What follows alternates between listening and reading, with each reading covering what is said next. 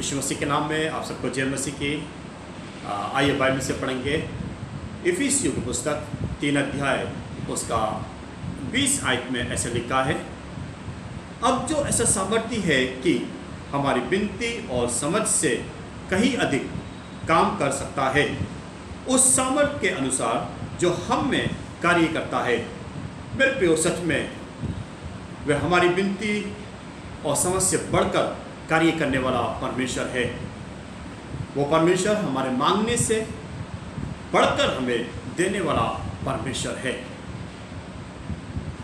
मेरे प्रियो, जब हम बाइबल से पढ़ते हैं सुलेमान के विषय में, सुलेमान ने परमेश्वर से वो ज्ञान और बुद्धि को मांगा। दूसरा इतिहास उसका 1 अध्याय उसका 7 आयत में ऐसे लिखा है,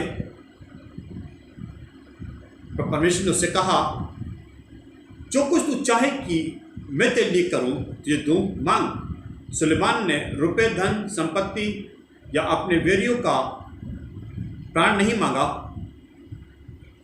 परंतु उसने बुद्धि और ज्ञान मांगा। जबकि सुलेमान उसे बहुत कुछ मांग सकता था, धन संपत्ति मांग सकता था, लेकिन उसे धन संपत्ति या कुछ ऐसा कुछ नहीं मांगा। अपने वेरियों को नाश करना वो नहीं मांगा, लेकिन सुलेमान ने बुद्धि और ज्ञान मांगा कि उस प्रजा को जो परमेश्वर ने उसके हाथ में दी है उसके अंदर बाहर आ जा सके, उसको देखने कर सके। इसलिए सुलेमान ने परमेश्वर से बुद्धि और ज्ञान मांगा। मेरे प्रियो, बाइबल इस बात को कहती है, परमेश्वर ने सुलेमान को बुद्धि और ज्ञान तो दिया, लेकिन उससे बढ़कर जो कुछ उसने नहीं मांगा वो भी परमेश्वर ने उसको दिया। उसको धन संपत्ति भी परमेश्वर ने उसको दी। मेरे प्रियो, वो हमारे मांगने से बढ़कर हमें देने वाला परमेश्वर है। मेरे प्रिय बहन भाई, वो मेरे और आपकी प्रार्थना को सुनने वाला परमेश्वर है। इन दिनों में, इस लॉकडाउन के समय में, जबकि मैं और आप अपने घरों में हैं, परमेश्वर से प्रार्थना करें, प्रभु से मांगें। मेरी प्रार्थना है इन दिनों में परमेश्वर मुझे और आपको तैयार करें कि आने वाले समय में जब मैं और आप इस लॉकडाउन से बाहर निकलें, मैं और आप परमेश्वर की महिमा के लिए इस्तेमाल होने पाए।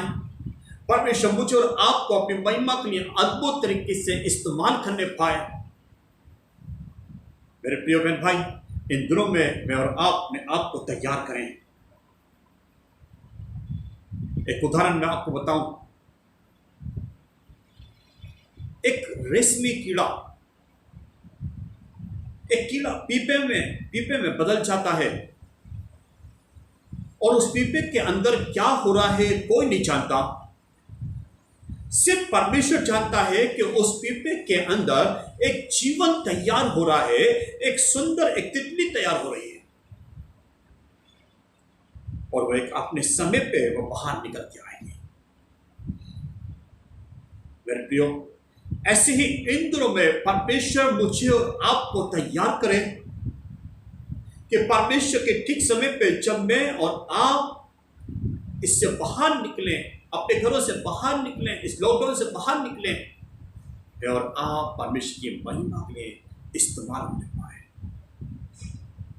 इसलिए मैं इस बात को शायद करूंगा, इस बात के लिए अपने आप को तैयार करें, प्रभु के साथ में समय बिताएं। मैं और आप किस प्रकार से जीवन को जी रहे हैं इस समय दिनों में कोई नहीं जानता, लेकिन सिर्फ परमेश्वर जानता है। हालेलुया।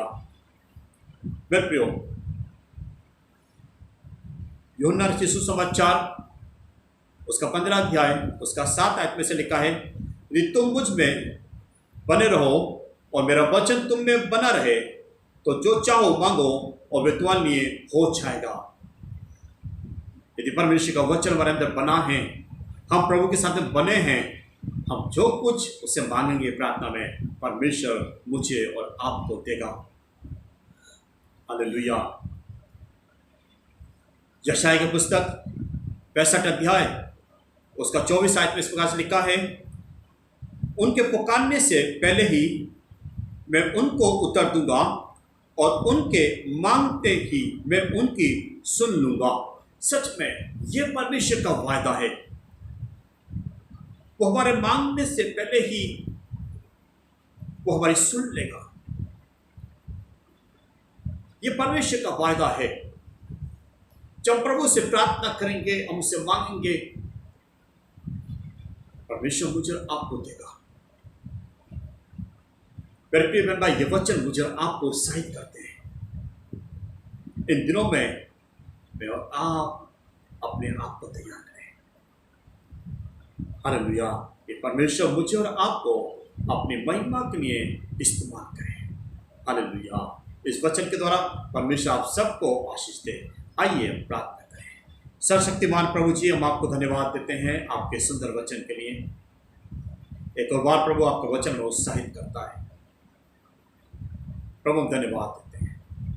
आज हम प्रार्थना करते हैं जितने लोग प्रभु इस वचन को सुन रहे हैं, प्रभु जी आप उनके जीवन में आशीष दें। आप वचन की तरफ बातचीत करें ताकि प्रभु हम हमारे जीवन के द्वारा आपकी महिमा होने पाए। धन्यवाद देते हैं प्रभु सारे के लिए। प्रार्थना को सुना इसके धन्यवाद यीशु मसीह के नाम में, आमीन। आप सबको जय मसीह की। परमेश्वर आपको आशीष दे।